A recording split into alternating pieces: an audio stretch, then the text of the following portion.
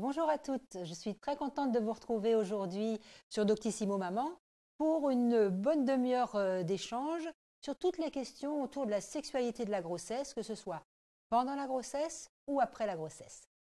Je suis le docteur Odile Bagot, je suis gynécologue, je suis aussi obstétricienne et psychosomaticienne et vous me connaissez probablement beaucoup sous le nom de Mam Gynéco. Mam Gynéco pour les vidéos qu'on a déjà faites ensemble, mais aussi pour mon DVD des nanas, et vous en aurez la primeur. Le 10 mai sortira pour vous toutes le dico des femmes enceintes où je réponds aux questions concernant la grossesse, mais aussi la sexualité et la grossesse. Alors nous allons prendre les questions au fur et à mesure, en commençant par celle-ci. Comment varie la libido en fonction des trimestres de la grossesse? Une question tout à fait pertinente et intéressante parce que ça va nous permettre de poser un peu le décor. La grossesse, on a les 3 fameux trimestres. Le premier trimestre, physiquement, pour la femme, c'est quand même souvent un peu éprouvant. Et il m'arrive de dire que ce serait bien que les congés de maternité soient les 3 premiers mois, pas à la fin, où on se sent souvent beaucoup mieux. Pourquoi? Parce que les 3 premiers mois, eh bien, on a déjà une modification du corps, et en particulier au niveau des seins, qui vont être relativement douloureux et tendus. Et puis, du coup, au point de vue sexuel, eh bien, la palpation des seins, les seins sont douloureux, un peu sensibles, on n'aura pas très très envie, en fait, d'avoir des rapports sexuels avec une stimulation des seins.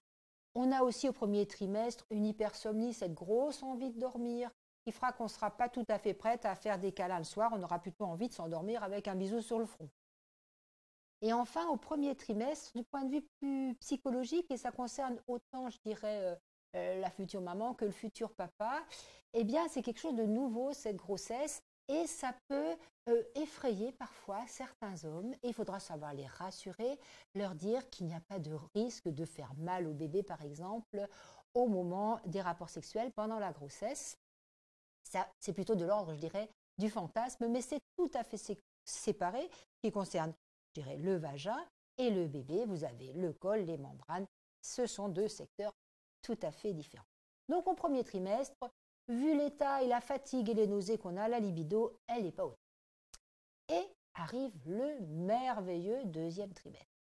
Le deuxième trimestre, on est en forme, on est boosté par ces œstrogènes, les seins, ça s'est enfin calmé, les nausées, on n'en entend plus parler, on retrouve un rythme de sommeil tout à fait normal et c'est vraiment une période extrêmement sereine et qui est aussi sereine pour la sexualité.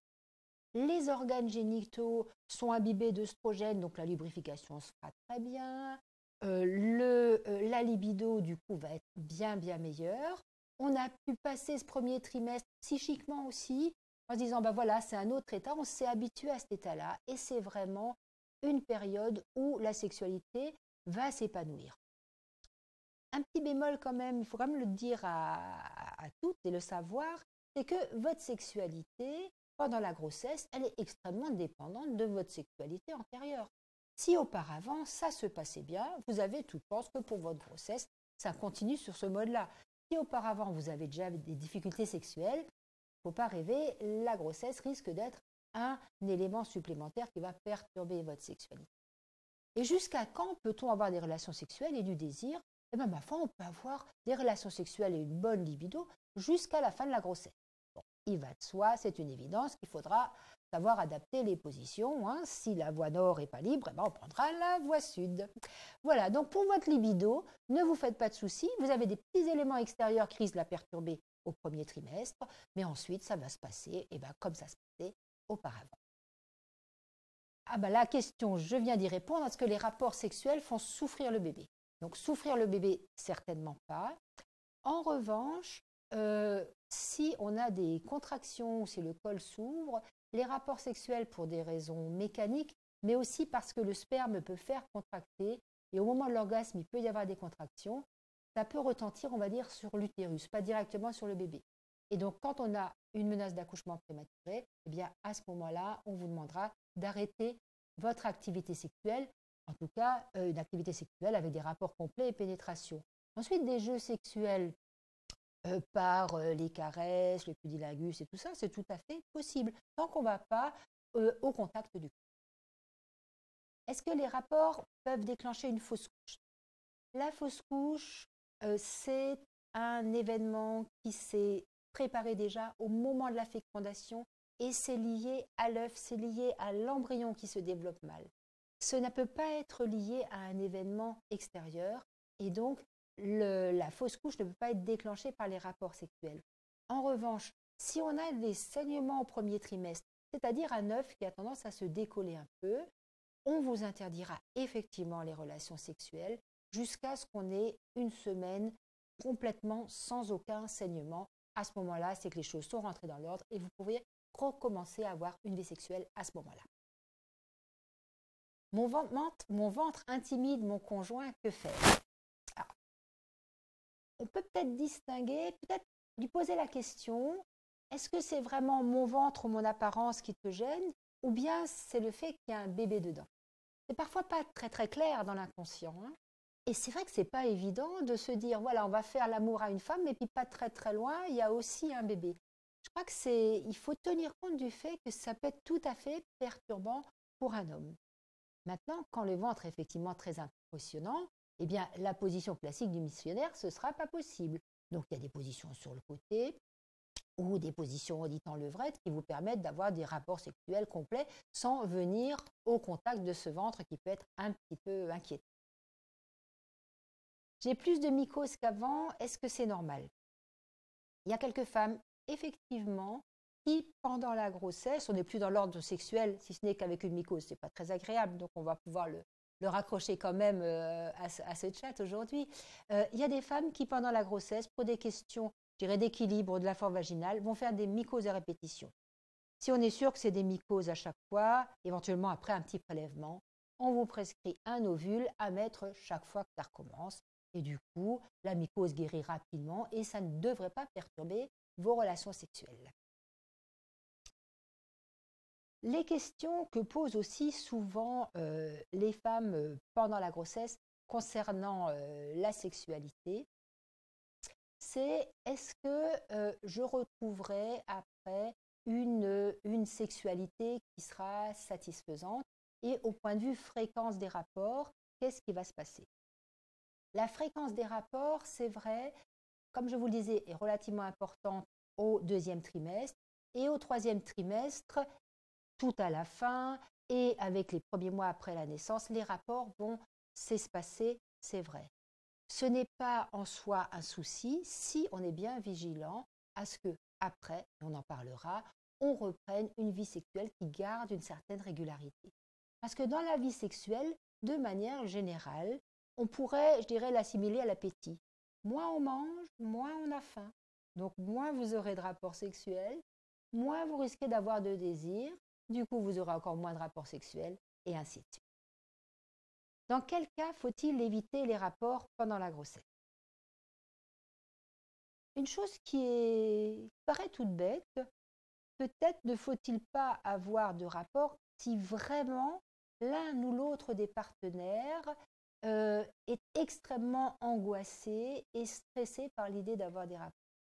Je crois qu'il faut à ce moment-là pouvoir en parler. C'est pas fréquent, mais ça témoigne quand même d'une angoisse par rapport à l'enfant, par rapport à la grossesse. Si vraiment ça paraît impossible et complètement rédhibitoire à l'un ou à l'autre d'avoir des rapports, je crois que là qu'il est important de s'en ouvrir aux professionnels de santé que vous voyez, voire éventuellement à un sexologue. Maintenant, les causes médicales ou qui contre-indiquent les rapports, je vous en ai parlé un petit peu tout à l'heure, ce sont les saignements, bien sûr, ce sont les contractions, la menace d'accouchement prématuré, éventuellement l'état de votre col. Mais là, le professionnel de santé, l'obstétricien qui vous suit, vous le notifiera de manière tout à fait claire. Quoique, parfois, on risque d'oublier et n'hésitez pas à poser la question. On ne vous prendra pas pour une obsédée sexuelle. Si on peut continuer à avoir des rapports ou non. C'est une question très importante. Elle ne nous choquera pas, bien évidemment. Mais dans tout ce qu'on a à vous dire pendant la grossesse, parfois, on risque d'oublier d'aborder le sujet. Donc, allez-y, posez la question. Je suis au dernier trimestre de ma grossesse. Comment avoir des relations sexuelles sans déclencher mon accouchement? Les relations sexuelles ne vont pas déclencher un accouchement. c'est évidemment pas suffisant. Mais vous avez peut-être entendu parler, et ça me rappelle une anecdote, ma première grossesse, je n'étais pas gynécologue, et puis j'avais un peu dépassé mon terme. Et alors la sage-femme dit, vous n'avez qu'à faire le déclenchement à domicile. Et je me sentais vraiment très bête, je ne savais pas ce que c'était. J'ai appelé mon copain gynécologue, il était mort de rire. Le déclenchement à domicile, c'est quoi? C'est qu'effectivement, quand on est à terme et qu'on est proche d'accoucher, et que ben voilà, ça va être le moment, le col est déjà un peu prêt, les rapports sexuels, en particulier avec les prostaglandines qui sont dans le sperme, peuvent éventuellement faciliter un peu une mise en travail. Je dis éventuellement parce que peut-être que ce n'est qu'une légende urbaine. Avant le terme, c'est-à-dire avant 37 semaines, il n'y a aucune raison que des relations sexuelles mettent en route le travail. Est-on à nouveau fertile juste après la naissance? Question très intéressante concernant la contraception en fait après l'accouchement. On a deux cas de figure. Une femme qui n'allaite pas, si elle ne prend pas de contraception, au bout de 6 semaines, elle aura ce qu'on appelle le retour de couche. Le retour de couche, c'est quoi? Ce sont les premières règles qui arrivent après un accouchement. Mais quand ces règles arrivent, ça signifie quoi? Que 2 semaines avant, on a ovulé. Autrement dit que 2 semaines avant, potentiellement, on pouvait tomber enceinte. C'est bien pourquoi aux femmes qui n'allaitent pas, on va leur donner une contraception à prendre dès la sortie de la maternité. Maintenant, souvent, les toutes premières semaines, les 3-4 premières semaines après l'accouchement, entre éventuellement l'épisiotomie, les saignements, on fait rarement des folies de son corps, mais on ne sait jamais. Il faut se protéger parce que la fertilité peut revenir très rapidement. Chez une femme qui allaite, et dans certaines conditions que je vous demande de bien retenir, avec un allaitement complet, avec au minimum 6 tétées par 24 heures et une tétée la nuit, vous pouvez être absolument tranquille, l'allaitement va vous protéger 6 semaines. C'est sûr, certain. Au bout de 6 semaines, vous verrez votre gynécologue et vous discuterez contraception à ce moment-là. Mais très souvent, même si là on prend vraiment les précautions en disant on va prendre une contraception au bout de 6 semaines pour n'avoir aucun accident. Des femmes qui allaitent longtemps, qui allaitent complètement, ont souvent un retour de couche très différé, c'est-à-dire au bout de 4, 6, même 9 mois. Il est vrai que pendant cette période-là, elles n'auront pas été fertiles. Mais comme ça dépend d'une femme à l'autre et du type d'allaitement, du nombre de tétées, vous ne pouvez être sûr de rien. Donc il faudra de toute façon vous protéger au bout de 6 semaines. Il paraît que l'on peut saigner quand on fait l'amour enceinte. C'est tout à fait vrai. C'est tout à fait vrai parce que le col de l'utérus, au moment de la grossesse, du fait de l'imprégnation hormonale, d'abord il est fragile et il est extrêmement vascularisé. Et simplement par contact, eh bien, ça peut faire ouvrir un petit vaisseau qui va saigner du sang rouge relativement vif et normalement en petite quantité. Si ça vous arrive, et si surtout la première fois où ça vous arrive, il faut quand même aller consulter parce que pour savoir si c'est bien l'exocole, l'extérieur du col qui saigne et si ça ne vient pas de l'intérieur du bébé, eh bien il faut que le gynécologue pose un spéculum, regarde votre col et sache d'où vient le saignement. Si on est sûr que ça vient de l'extérieur, il n'y a pas de problème, c'est un petit peu embêtant, mais ça ne pose aucun souci pour votre bébé. Si ça vient de l'intérieur du col, on fera une échographie pour regarder quelle est la cause de son saignement, ce saignement-là. Et là, on interdira les rapports au moins pendant 1 semaine depuis le dernier saignement. Peut-on pratiquer des exercices pour que le vagin retrouve son tonus et que les rapports soient plus faciles après la grossesse? Ça, c'est une vaste question extrêmement intéressante de savoir comment on va retrouver son anatomie, ses sensations, en particulier pour les rapports sexuels après un accouchement. Que vous ayez eu une épisiotomie ou une déchirure ou pas, eh bien le vagin après un accouchement, il ne retrouvera pas immédiatement le tonus qu'il avait après. Hein. Le vagin en lui-même, il n'y a pas de muscle, mais c'est la partie extérieure, le périnée, où il y a des muscles, en particulier circulaires, qui donnent cette tonicité, qui permettent de fermer le vagin. Et c'est vrai qu'après un accouchement, on ne retrouve pas, après le premier accouchement, exactement la tonicité et l'anatomie qu'on avait auparavant. Et ça perturbe pas mal de femmes. sachez que c'est tout à fait transitoire. C'est transitoire parce que en quelques semaines, vous allez vous adapter à votre nouveau schéma corporel. Alors, pour retrouver un tonus suffisant de votre périnée après l'accouchement, eh bien, vous pouvez déjà très rapidement pratiquer des petits exercices. Vous serrez juste en bas le vagin pour remuscler cette partie-là. À votre visite postnatale, quand vous verrez le gynécologue, eh bien, on va tester votre périnée. On va mettre 2 doigts pour voir comment sont les muscles déjà au repos et on vous demandera de serrer. Et donc, ça vous permettra de retrouver un certain tonus. Si ça ne suffit pas, on peut faire une rééducation chez une sage-femme avec une sonde, par exemple, ou de manière manuelle.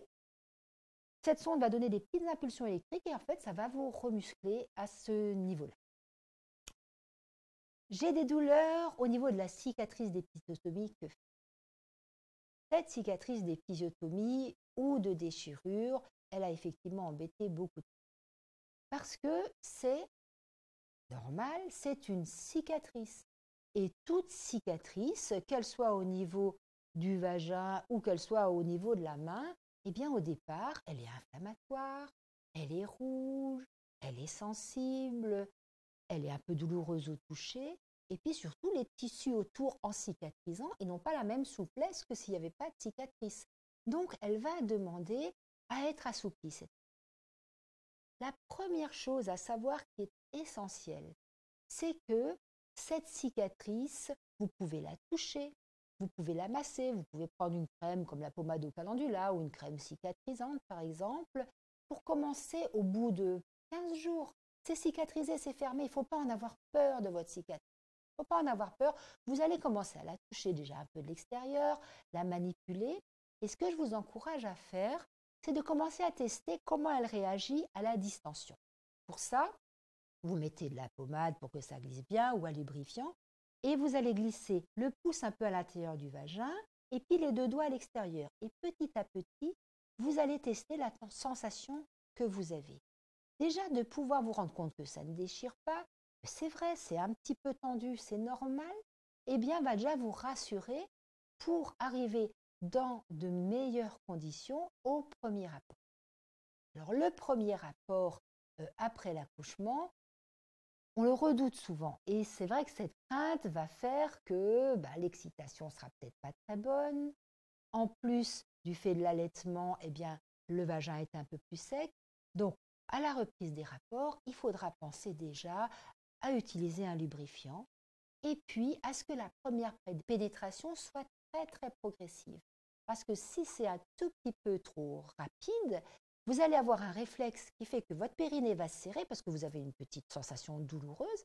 Et si c'est serré, ça va frotter plus, ça va faire plus mal, et on risque de ne pas y arriver. Donc, reprendre des rapports tranquillement sans avoir trop peur de cette cicatrice, savoir qu'elle est fermée, mais qu'elle va demander un certain temps pour s'assouplir. Et qu'est-ce qui va assouplir le mieux votre cicatrice? Eh bien, c'est justement de reprendre des rapports réguliers.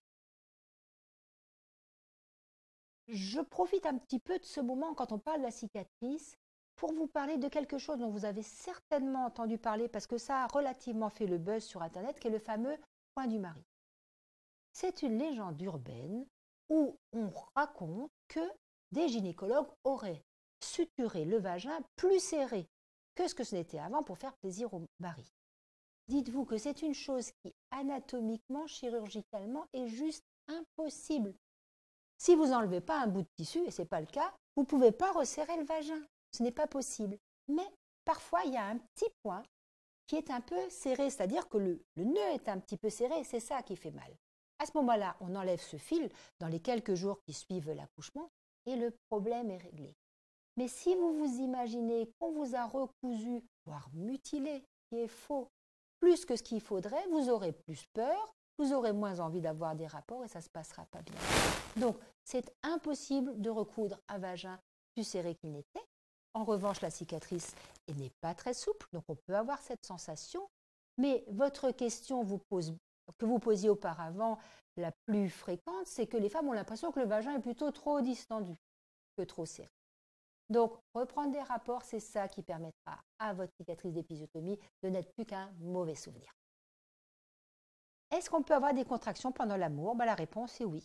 La réponse est oui, pour des raisons un peu mécaniques, hein, mais aussi par rapport au sperme. Si vous avez un col qui est fermé et pendant la grossesse, on peut avoir des contractions naturelles et physiologiques. C'est pas grave d'avoir des contractions si votre col ne bouge pas et que ce sont des petites contractions qui ne sont pas trop fortes. Il faut en parler à votre professionnel pour qu'il puisse vérifier votre col et c'est tout. J'allaite mon fils depuis qu'il est né et mon conjoint ne touche plus ma poitrine car il considère que mes seins sont pour l'instant pour mon bébé. Que dois-je faire? Que dois-je lui dire? Pas facile effectivement de distinguer le symbole, on va dire, érotique que représente le sein et puis le côté nourricier du sein. Je crois que surtout au début de l'allaitement, en plus les seins sont souvent tendus, peuvent être sensibles. Même pour la femme, la stimulation du sein au moment des rapports sexuels n'est pas très désirée ni très agréable. Donc on peut comprendre que pour votre conjoint, il fasse bien la distinction entre les deux. Et c'est possible que pour vous, vous n'ayez pas forcément envie d'avoir une excitation érotique au niveau du sein, en tout cas dans les premières périodes de l'allaitement. Ensuite, dans les allaitements prolongés, voire très prolongés, au bout de 6 mois, quand vous avez plus que 2 tétées par jour, par exemple, et vous continuez à allaiter votre bébé, je crois que là, toute la vie sexuelle va reprendre son cours normal et à ce moment-là, on est capable de bien faire la distinction entre le sein qu'on va donner à son bébé et le sein qui fait partie des préliminaires, au moins des relations sexuelles et qui là est dans toute sa fonction érotique. Une dernière question, est-il normal d'avoir une perte de désir après la naissance? C'est très très compliqué le désir effectivement après l'accouchement. Dans les tout premiers temps après l'accouchement, votre investissement affectif, il a tendance à être entièrement tourné vers votre bébé. Votre bébé vous donne beaucoup, c'est vrai, en affection et il est complètement dépendant de ce que vous pouvez lui donner, c'est vrai, par le sein ou nutritionnellement, mais aussi ce que vous allez lui donner d'amour. Hein. Il est très très demandeur par rapport à ça. Il vous renvoie aussi des signaux très positifs. Et si vous n'êtes pas vigilante, vous risquez de vous trouver dans une espèce de spirale donner-recevoir juste entre vous deux. Et puis le papa, votre ami à côté, votre compagnon, pas facile pour lui non plus de trouver sa place. Et parfois, il n'ose pas manifester son désir. Et si l'autre ne manifeste pas son désir, vous n'allez pas vous sentir désirable. Et le corollaire, c'est que vous risquez de ne pas avoir de désir non plus. Donc là, il y a tout un mécanisme qui se fait comme ça. Et il faut vouloir, avoir envie de reprendre des relations sexuelles et savoir se tourner vers son compagnon. Vous n'abandonnerez pas pour autant votre petit, mais vous allez être capable. C'est difficile et il faut vraiment de l'énergie et beaucoup d'amour pour pouvoir dispenser cet amour autant à votre bébé qu'à votre partenaire. Et c'est en reprenant votre vie sexuelle, comme je vous le disais tout à l'heure, qu'à ce moment-là, le désir va pouvoir renaître. Une chose extrêmement importante, et je vais rester dans les comparaisons alimentaires, je vous disais moins on mange, moins on a faim, mais vous dire aussi que c'est en mangeant que l'appétit va revenir. Donc, contrairement à ce que vous imaginez, si vous attendez que votre libido revienne tout seul, ça peut mettre pas mal de temps ou ça peut même ne pas revenir. Et c'est paradoxalement en décidant de reprendre des rapports, ou d'abord ce sera peut-être pas si désagréable que cela, et c'est la reprise des rapports qui va permettre à ce moment-là au désir de renaître. Mais soyez extrêmement vigilante à retrouver aussi votre vie de femme. Vous n'êtes pas une maman. Eh bien voilà, on a réussi quand même pendant une bonne demi-heure à parler de choses qui ne sont pas toujours simples. J'espère que j'ai réussi à répondre à un maximum de vos interrogations et je vous dis à très très bientôt sur Doctissimo Maman.